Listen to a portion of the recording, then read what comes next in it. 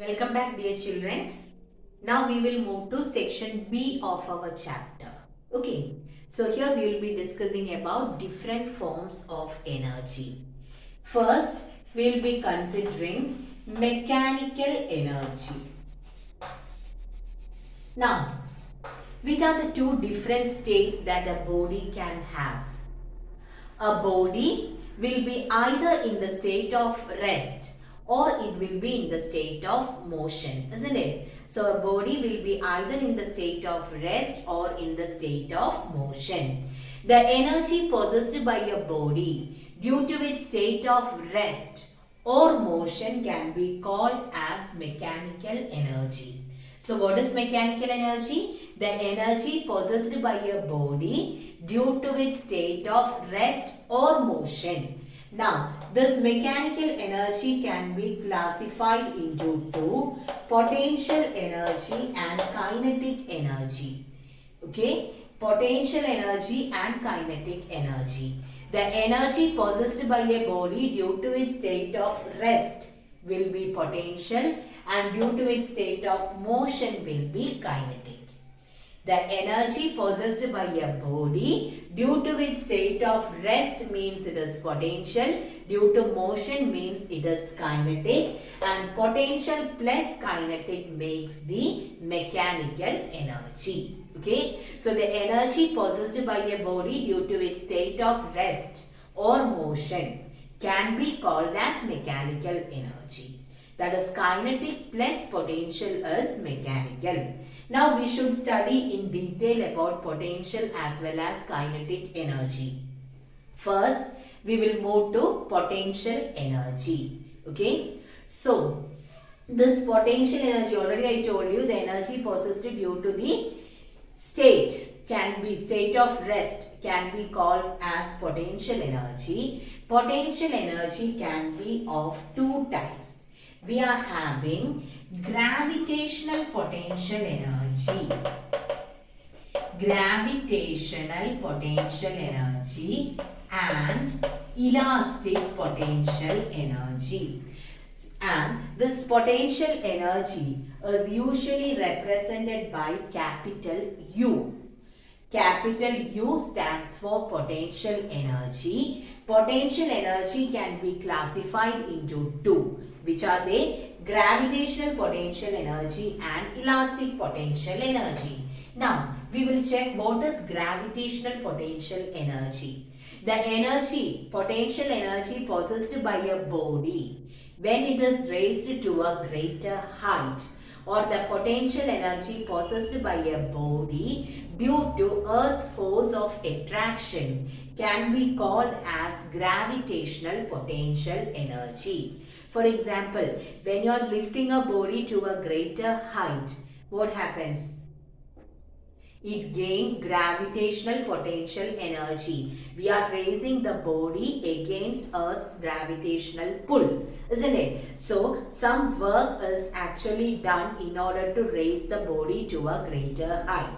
And that work which we have done on it is stored in the form of energy. And so, this is known as the gravitational potential energy. Okay, so if you are just putting a stone on ground, it won't cause much harm. But when you are lifting a stone up and then when you put it, then it can cause harm, isn't it? Why? Because when you are raising the stone, here when you raise the object to a greater height, what happens? Gravitational potential energy gets stored in it. Okay, so is it clear? The energy, you can say that the energy possessed by a body when it is raised to a greater height, or the energy possessed by a body due to Earth's gravitational pull can be called as gravitational potential energy. Clear?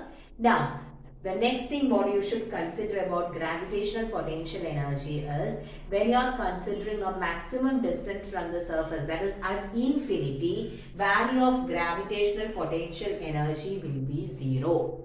Okay, gravitational potential energy will be zero at infinity, and at a finite distance it will be considered as negative. Okay, gravitational potential energy will be negative at a finite distance.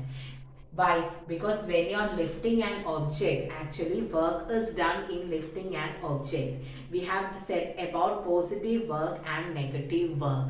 When will the work be negative? If force and displacement are in opposite direction, isn't it? So, at finite distance, gravitational potential energy will be negative, and at infinity, the value of gravitational potential energy will be equal to 0.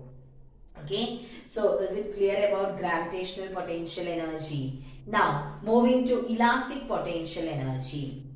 When you are applying force on a non-rigid body. We have discussed about rigid and non-rigid bodies. Rigid body means by applying force you can only change the state of the body.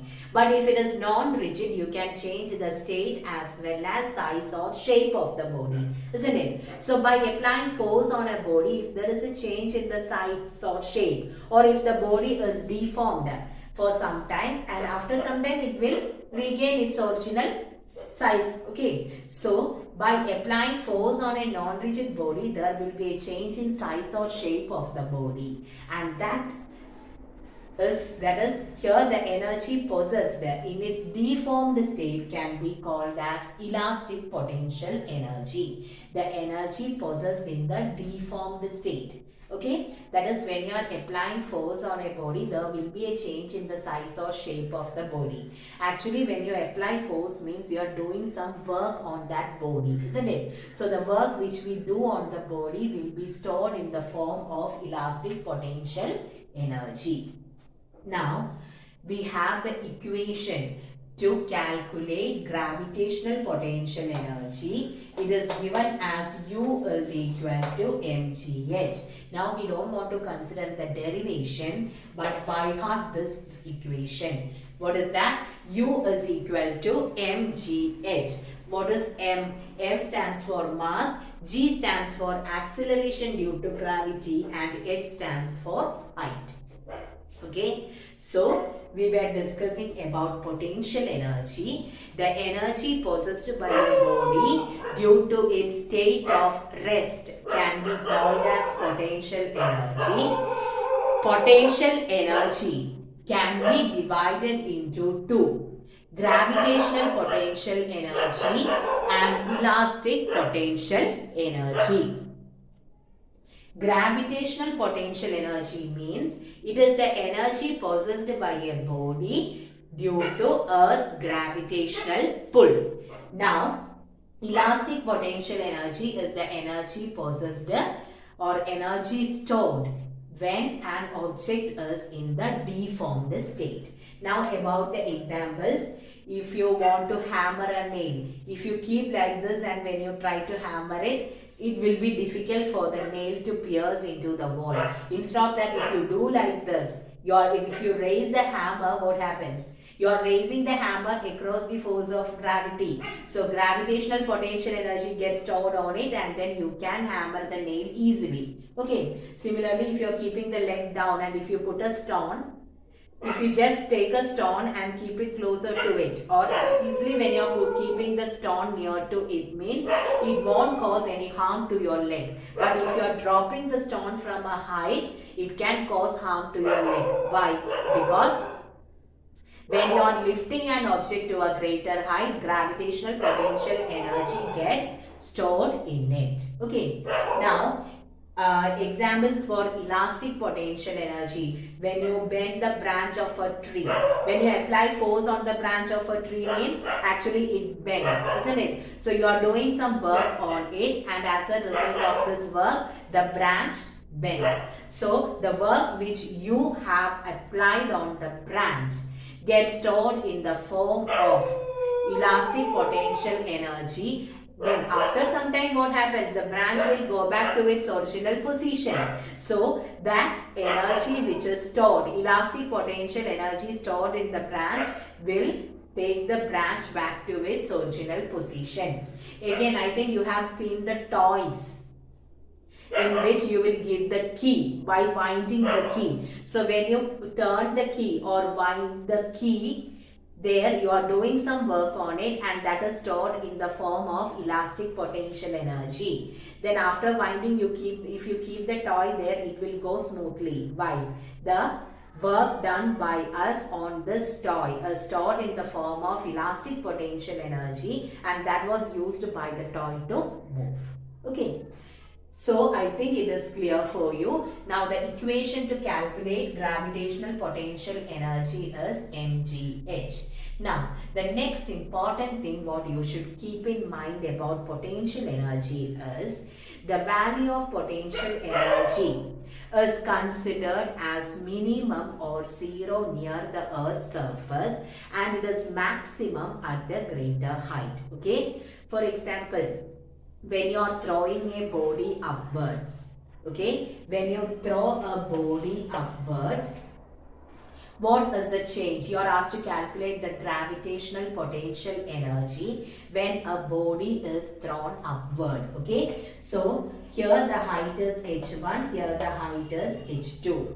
So if you are asked to calculate the difference in the gravitational potential energy when a body is thrown upward, you have to calculate the gravitational potential energy possessed by the body at these 2 points, isn't it? So mgh1 is there, mgh2 is there.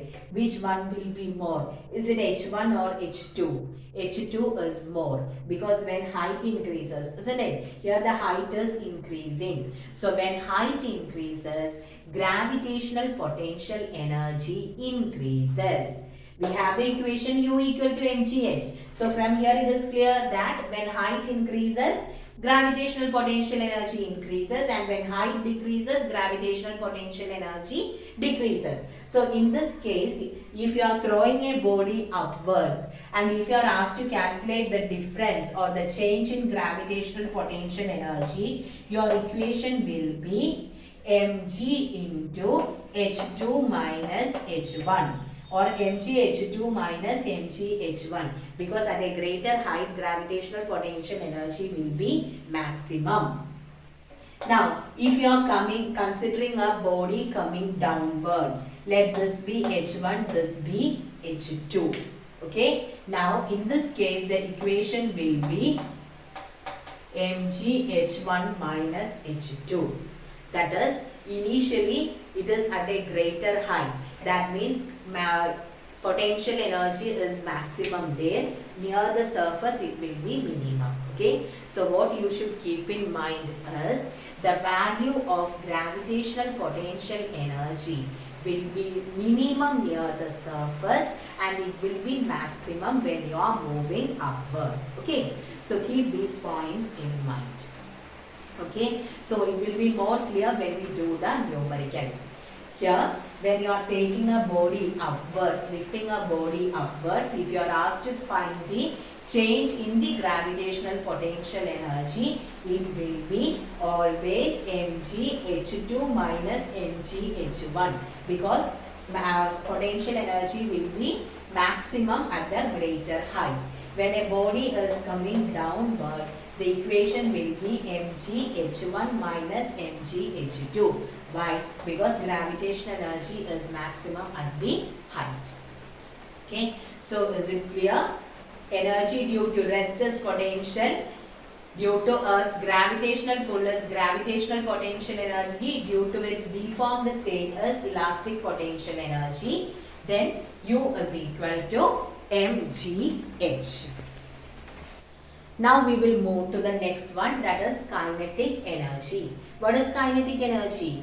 The energy possessed by a body due to its motion, isn't it? Each and every moving body possesses kinetic energy. It is represented by the letter K. Its derivation is given there. No need to consider the derivation. By heart the equation. What is the equation to calculate kinetic energy? Kinetic energy is given as half mv square, where m is the mass of the body and v is the velocity of the body. Okay. So kinetic energy is given by the equation half mv square. And what is kinetic energy? The energy possessed by a body due to its motion. For example, a running boy, a car, moving car. So if a body is moving, that means it possesses kinetic energy. Now please by heart the equation. It is half mv square. No need to study the derivation. Okay. Now the relation between kinetic energy and momentum is given in your textbook. So no need to consider the derivation, but by heart the relation connecting these two. Okay. Kinetic energy is half mv square. Then do you remember the equation for momentum? What is momentum? The product of mass and velocity. That is how much force has to be exerted in order to stop a moving body. That is known as momentum, isn't it? It is given as the product of mass and velocity. Now, there is a relation connecting kinetic energy and momentum. Here P is mv and from here what will be m? We'll give the substitution for V. V is equal to P by M. P equal to mv, that means V is equal to P by M. And substitute this value in the equation for kinetic energy. So, P by M whole square means P square by M square. You will be getting this as P square by 2M. Please study this equation. Please underline this equation in your textbook. The entire relation is given. No need to consider that. Okay. This relation is not specially mentioned in your text in your syllabus, but in the case of numericals, it may come. So, please study this relation. Relation connecting kinetic energy and momentum. K is equal to P square by 2M. Okay. K is equal to P square by 2M, where P is the momentum and M is the mass. From here, if you need P square will be 2mk, and if it is P, how will you get P? It is square root of 2mk. So, these two equations, please underline these two equations in your textbook. So, three equations you should remember mainly from kinetic energy. Which are they? Kinetic energy is equal to half mv square, then or P square by 2m, or P is equal to square root of 2mk. So, please by heart these equations. Now, the next topic given in your textbook is about work energy theorem. It is not there in the syllabus. Okay, and for numericals I have a doubt whether it will come. Usually if it is out of syllabus means they will give mark, but anyway you just keep the equation with you. Okay, work energy theorem. According to this work energy theorem, the increase in kinetic energy. Increase in kinetic energy means final kinetic energy minus initial kinetic energy. This will be equal to the work done on a body. Okay, the increase in, according to work energy theorem, the increase in kinetic energy of a body will be equal to the work done by a force on that body. So, final kinetic energy minus initial kinetic energy will be equal to work. Okay, so do one thing, please mark or write these four equations in your book. Okay, that is better. Please write these four equations in your book. K equal to half mv square, K equal to P square by 2m, P equal to root of 2mk, Kf minus Ki is equal to W. Okay, so that is about kinetic energy. Energy possessed due to motion. Then about these equations. So is it clear now? No need to study the derivation of half mv square, relation between kinetic energy and momentum, as well as work energy theorem. From that portion, you should study only these four equations. Clear? Now the next one is the different types of kinetic energy. There are three types of kinetic energy. First one is translational kinetic energy. What is translational motion? If a body moves in a straight line, you can call it as a straight line motion or a linear motion or a translational motion, isn't it? So the kinetic energy possessed by a body moving in a straight line can be called as translational kinetic energy. Okay, so kinetic energy can be divided into three. First one is translational kinetic energy. Translational means straight line motion. The energy possessed by a body moving in a straight line is translational kinetic energy. A boy or a train or a car moving on a straight road, straight line motion, energy possessed as translational kinetic energy. Now, second one is rotational kinetic energy. What is rotational motion? If a body moves around a circular path about a fixed axis, if a body moves about a fixed axis in a circular path, that is rotational motion. So, the energy possessed by a body undergoing rotational motion is known as rotational kinetic energy. A spinning top. So, it is moving about an axis, isn't it? So, circular motion about a fixed axis is rotational motion, and the energy possessed by that body will be rotational kinetic energy. And the last one is vibrational kinetic energy. What is vibrational motion or vibratory motion? To and fro motion. To and fro motion is known as vibrational motion. The energy possessed by the body due to energy possessed by a body in a vibrational motion can be called as vibrational kinetic energy.